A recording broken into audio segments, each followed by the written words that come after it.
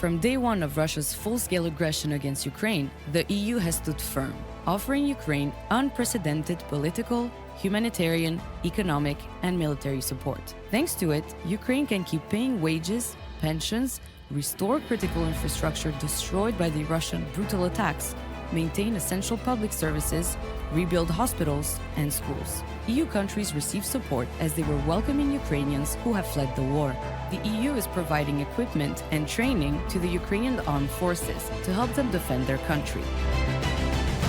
As Russia's war triggered a global food crisis, the EU opened the solidarity lanes to bring Ukraine's crops to countries that needed them the most. Ukraine belongs in the EU. The EU will support Ukraine to rebuild and recover on its path to the EU. Through the Ukraine facility, the EU is providing 50 billion euros in grants and loans over the next 4 years. The EU has put in place hard-hitting sanctions to hamper Russia's war efforts and immobilized over 210 billion euros of Russian central bank assets. Our union continues to stand up for Ukraine with unity, strength, and resolve.